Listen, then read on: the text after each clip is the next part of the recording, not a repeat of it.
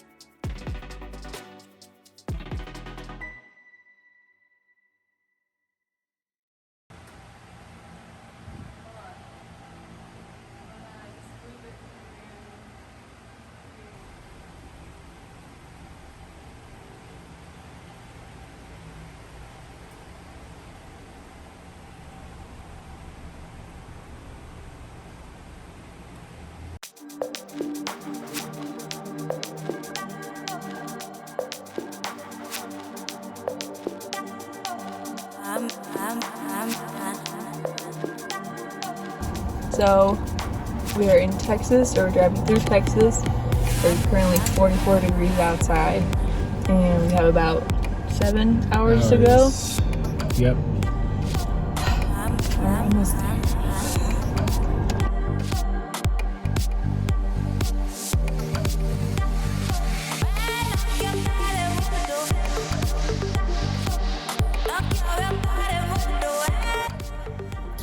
So, first day in Denver, did it go above and beyond expectations, or was it below? I would say it was actually way above expectation. I think when I was driving over, I was starting to get just so emotional thinking about all the things that I loved in Miami that I maybe didn't appreciate every day. And I was thinking, is it worth it? I miss everyone. Then we got here and I was like, yeah, okay. But just the combination of just driving around different scenery and having 360 views and settling into my place. So overall, it's great. I'm excited. Lifetime was sort of on par with what I thought, but I already know I really like the brand and I really like the gym itself. So nomading's off to a very strong start.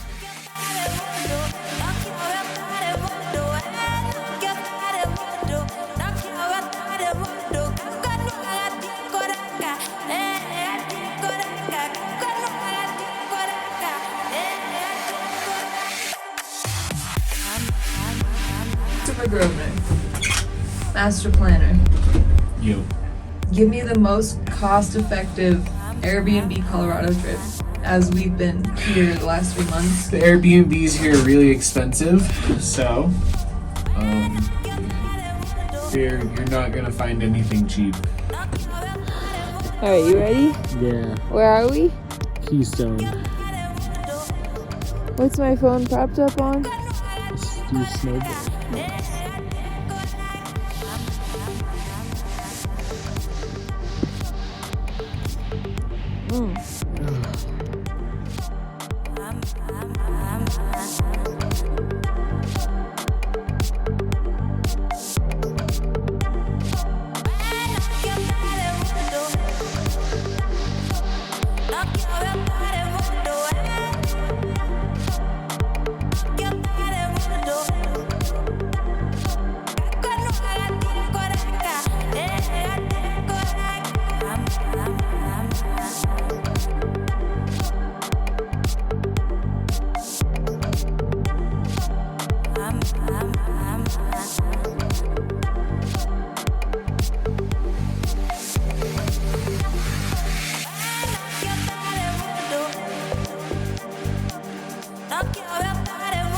So we've been in Canada a week now.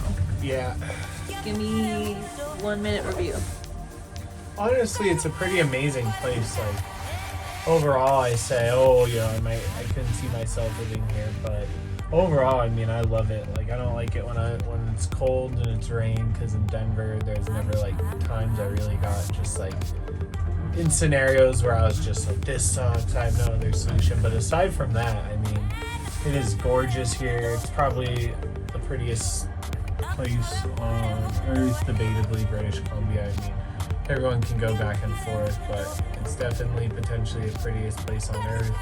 People are nice. They're a little antisocial, which is sometimes nice, sometimes not. Whistler, though, is just, it's pretty fantastic. I feel like this very well might end up being my favorite mountain. So.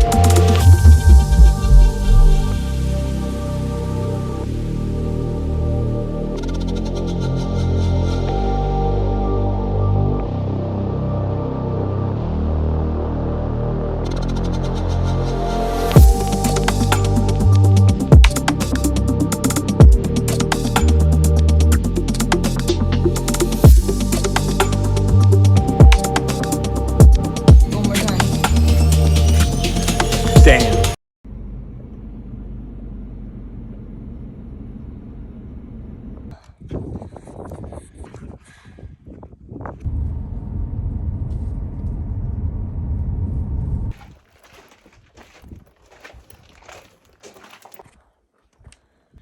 So I lost the trail.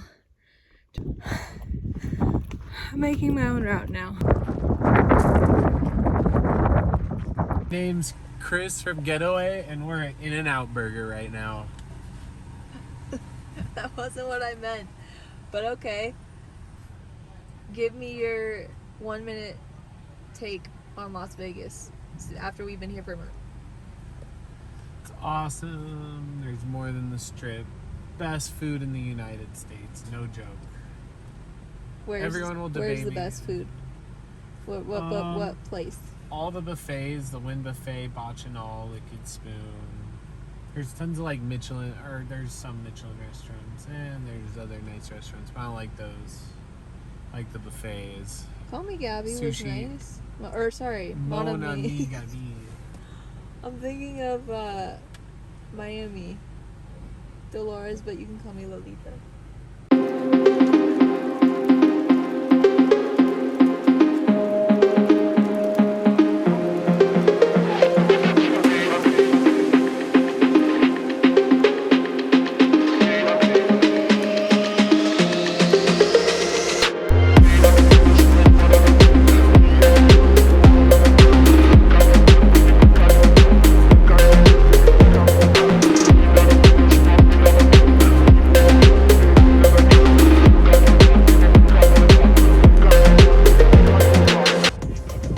First impression of Phoenix. The rumors are true. It's hot.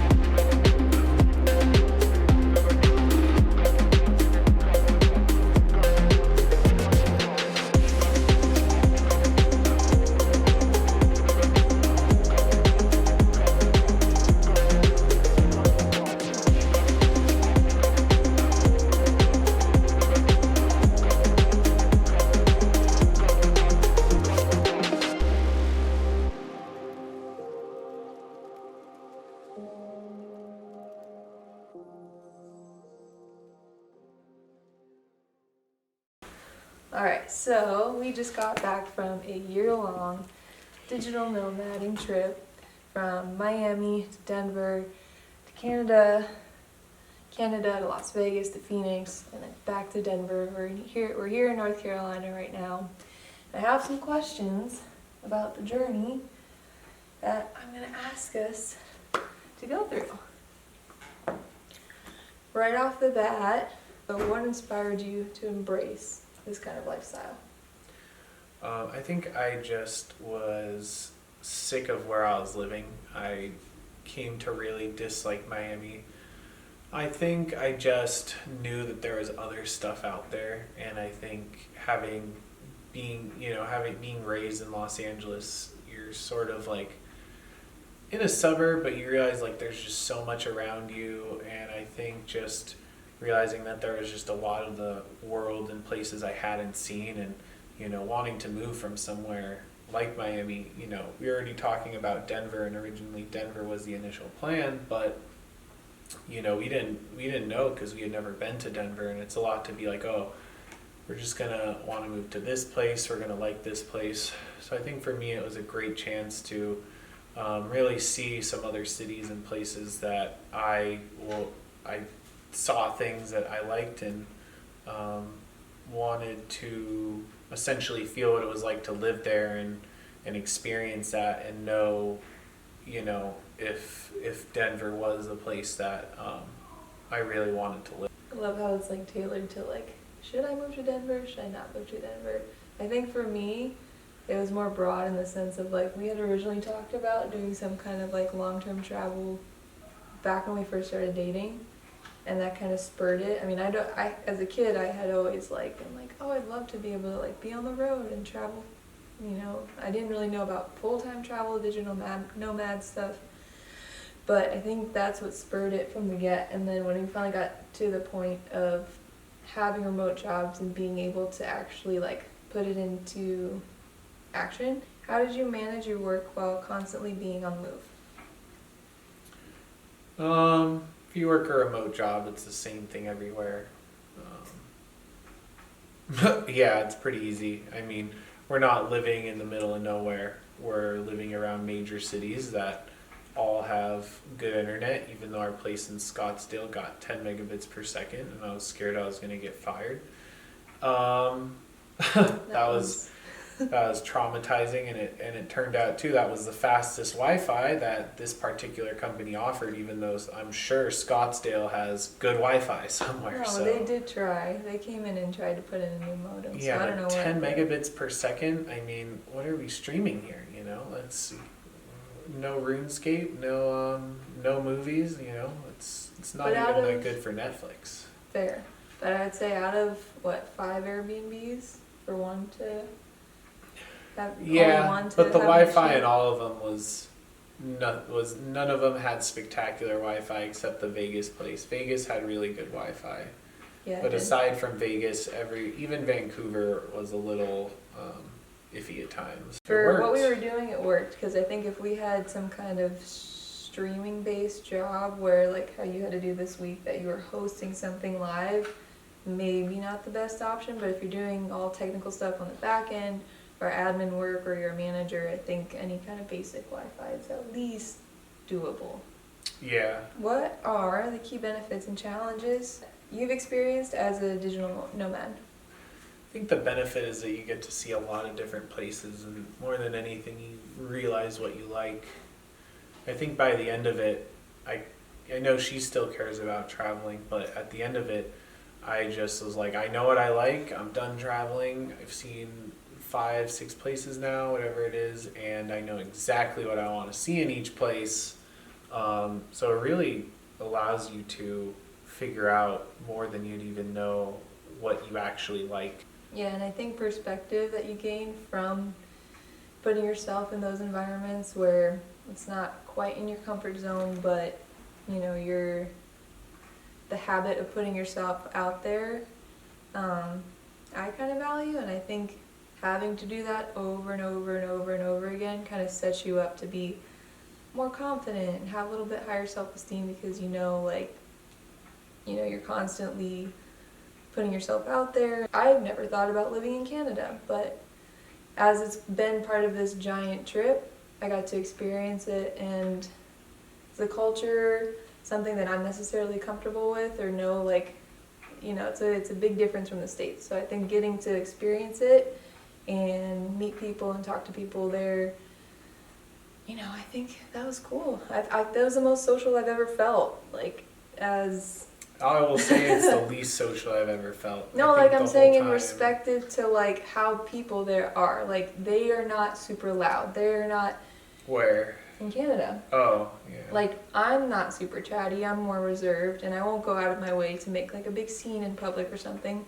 But like even just saying hi to somebody at the grocery store, you know, they don't really want to have that interaction, so you kind of feel like, oh, all right, we're just gonna... From my end, I will say Canada was the loneliest place I've been, and one of the biggest places where I'm like, wow, it feels really lonely. No, I think for like meeting people, yes, it's lonely, but like feeling like the culture is very reserved, and for me to feel more social. For you, yeah.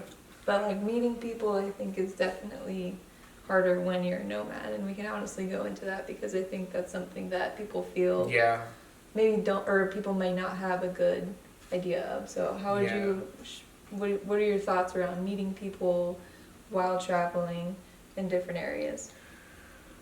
I think for me, I don't have an interest in making nomad friends. I think for me, I want to be in the community, and I think that's part of the reason why it's hard nomading to really make friends along the way, is because it's like you're not really part of the community. You sort of dabble, this is your time to explore, but without being in part of any community, you know, I had no one to play tennis with for a full year, which, you know, seems small, but, you know, in Miami, when I left, I probably had 10 different players I would, you know, regularly text. Sometimes some would shift out of my playing schedule, sometimes some of them would come in there. And the community at the end was sort of just feeding itself. Like it felt like the more I was picking up my phone saying yes, the more I was meeting new people and whatnot.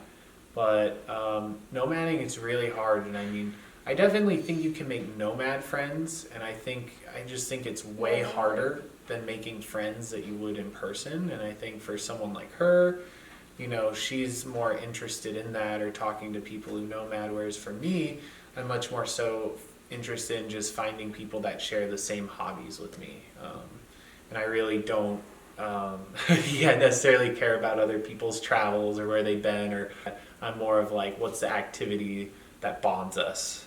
I think the nice thing about friends that you do make who are nomads kind of have an expectation of like, you know, that it's kind of short-lived, the in-person portion of your relationship. Maybe so for you that's nice, but for me that means I'm just not going to invest.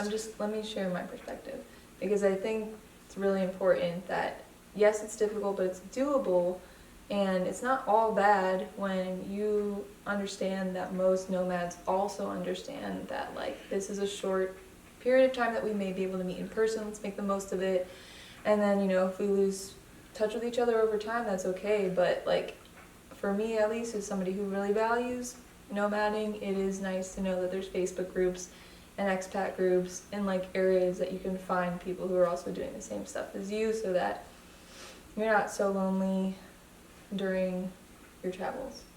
How do you navigate the balance between enjoying a destination and respecting the local culture and community? I think it's super easy to be respectful. You know, I think just traveling a lot, it's one of those things that you also got to be mindful. Like, you're not trying to rub people wrong and present it like they need to be doing it or anything. Or like, oh, this, you know, you're talking about a place and it's like, oh, well, I'm in this one place, I'm going to talk about this other place I was just in. Like, it's very snobby. I think nomading's definitely one of those things that you got to be careful talking about it. Like, someone has to actually care about it, otherwise it's just going to come off as bragging, and it looks like bragging. But I think it's pretty easy to be respectful. Just don't be that loud and just obnoxious. I don't know. I think it's just common sense for me. I get it's not common sense for everyone, but just Yeah, and also one thing too, don't act like an expert. After you go somewhere for a couple weeks, don't act like, oh, because I've lived out in Colorado now for 4 weeks, I'm Mr. Rocky Mountain. Like, have some respect, know the history of the place that you're in, what they come from, what they're doing, and you'll be fine. Yeah, I agree with that. I think just kind of being respectful, low-key, and not making a fool of yourself is that's a great life. And I think too, realizing that people live somewhere and realizing that like in their life for whatever reason, that's the place they chose to live, that's the place that they want to live, and just treating it with respect, that understanding why they want to live there. Like if I don't like Phoenix because it's 115, just be like, oh, this place is only good in the winter or something. Like, don't be saying stuff like that. So, different strokes, different folks. In Colorado, you could say, once again, I'm not from here, but it's really cold sometimes. And if you were to just, as much as I like it, as much as I'm not an original local, if someone's like, oh, it's just this like cold place, I could never do winter there, it's just like, all right. And I don't even like hearing that, so it sort of annoys me, so yeah. Second part of that is, in what ways do you think the presence of digital nomads affects the local economy of the places that you visit? Tourism? Yeah. I don't really like this question. Well, like I don't long want to go term, deep in on it. It's just not the best question. Or El Poblado, an area that's like purely if we went expats. if we went to a country that had a totally different economy and we flooded their economy with American money, when we're making, the average American makes 12 times more a month than the average Colombian. Like, you're gonna raise prices there. To be honest, does not do the local economy justice. It's actually very negative impact.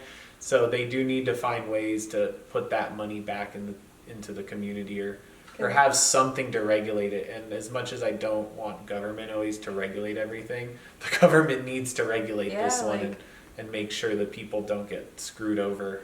100%. Like in Vancouver, I feel like the housing is just taken over by foreigners. Yeah, and it's like it's so much of it's owned by Hong Kong too, and people in Hong Kong. It's and you're just like, the same thing that happened in Miami, and I'm sure it happens in Denver and everywhere else, every other major city, but all the locals getting displaced. I think there definitely needs to be some kind of limit or tax. I think Vancouver does that, of like you have to pay a certain amount if you want to buy a property there if you're a foreigner, or a certain amount I think it's extra. like 20% extra. So maybe that'll help limit effects of over-tourism. And it definitely helps with people when they buy places staying there more long term, so they don't just flip it for like a quick gain or anything. It sort of is like, okay, if you're gonna buy it for 20% extra, you're gonna need to hold on to it, wait some time. So it definitely provides a little cushion. But I mean, honestly, the situation in Vancouver is getting pretty bad, and you'll hear it from Canadians and anyone there. They make it sound like it's almost worse than what's happening in any city in the U.S., especially relative to where the Canadian dollar is to the U.S. So. Yeah, because I know you read threads, I think, and I don't know where you read them all, but yeah, it's just Canada, Canadians in Vancouver, what do you see them saying about it?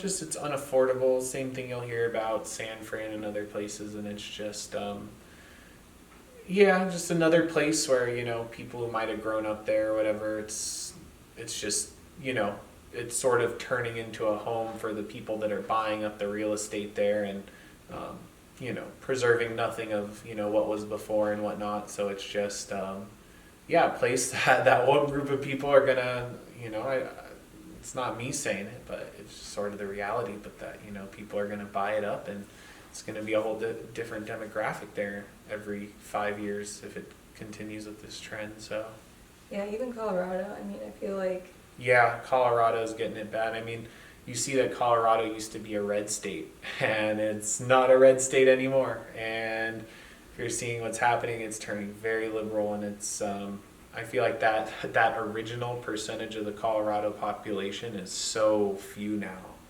There's so few people in Denver actually from Denver anymore. It's like anyone who was comfortable at Denver 20 years ago sure as hell isn't going to be comfortable at the Denver now. So it's yeah, I've seen some negative comments about the foreigners coming in, or transplants from California, or whoever.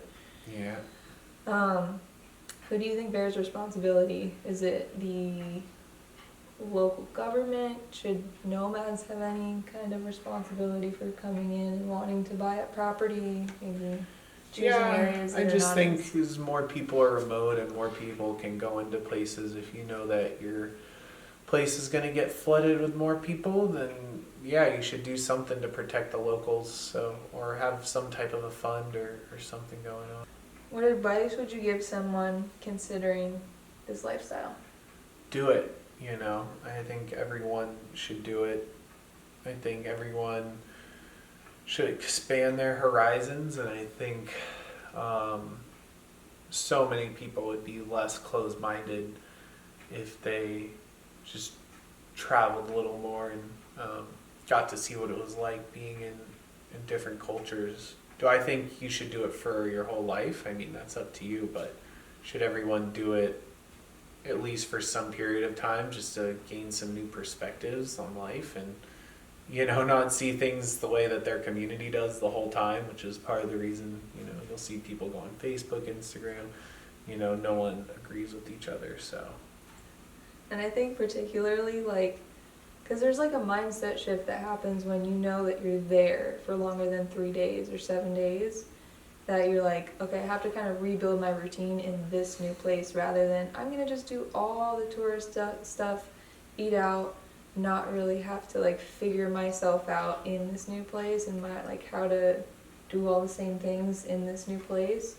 So I think that's a big difference from, I'm just going to go on a trip and travel and see the world versus I'm going to live in this place and embed myself into it to understand more myself, how I get about in this new area, and all the perspective changes that come with that.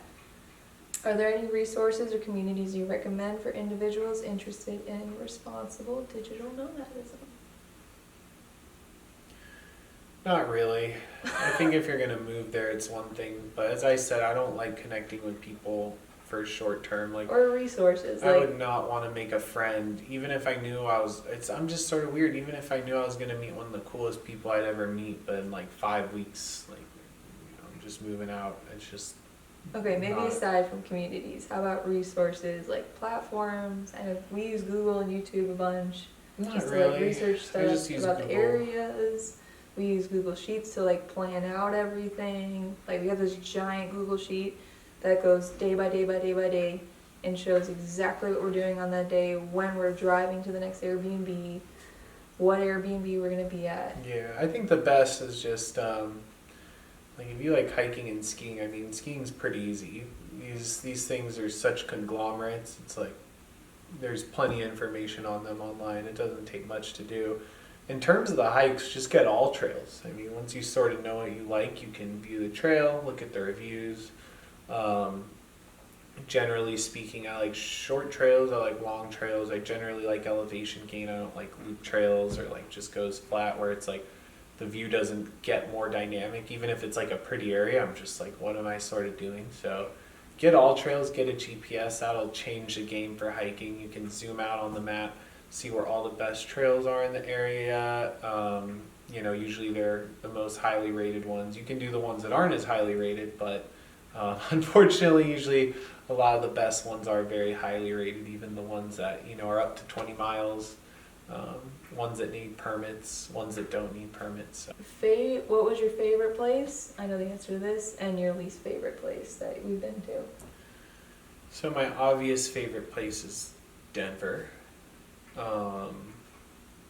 And just Colorado in general. My second favorite place, though, because I think it's sort of obvious, my love for Colorado, in terms of where I like living, was Vegas, but in terms of where I thought was the coolest, definitely Vancouver. Vancouver is forecast is just horrible. So it's like, Well, we got there in spring, so it was super rainy. yeah, but super rainy. Why is Vegas? Because I feel like that's like going to be a shocker to people. Why was that your second favorite?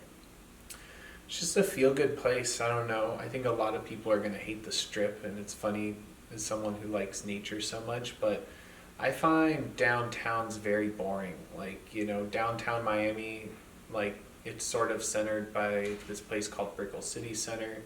And if you look at everything in there, the most fun thing is mini golf, which is not even very good mini golf. So it's sort of like you have a bunch of like nice restaurants, you have a bunch of nice stores, but they're just a bunch of different places that make no difference or impact in your life, and it's just very bougie and just you don't care. At least for me, I don't care.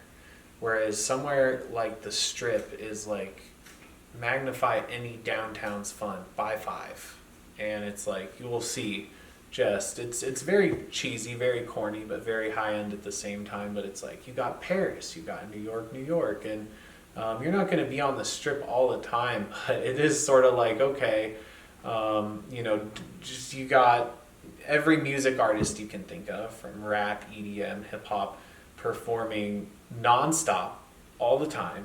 All the time there's a pool party. All the time there's the best magicians in the world. And keep in mind, these performances aren't like low-level performances. They are the best of the best. Like Lady Gaga and Katy Perry were probably the 2 biggest female artists in the country at one point, with probably Taylor Swift, Beyonce. I don't know. I could probably go on.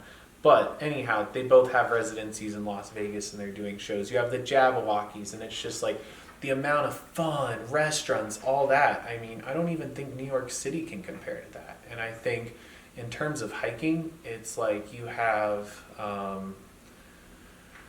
so many great day hikes in that Red Rock Canyon area. And, you can see the mountains from there. I really liked everything about Vegas. The only thing I thought that would, and even for tennis, I mean, I like the weather. It was hot, but it wasn't Phoenix hot. So it was doable. But then really too, I would say, it's just everything's convenient there. I just managed to fit in a lot of fun. Vegas is definitely a fun place to visit, and if you sort of write it down on paper, they don't really have epic hikes or epic nature adventures or scenes. I mean, they got Mount Charleston, but that's good for like one 11-mile hike a year, and then aside from that, it's like you're not gonna be able to up the challenge or really live that mountain lifestyle out there. But it's like if you really write everything off, it's like sports got that, restaurants it's got that, and I think compared to somewhere like Miami, it's got a lot of more of the excitement. It's got more of the DJs, more of the shows, more of all the actual fun stuff. Vegas was definitely a fun time.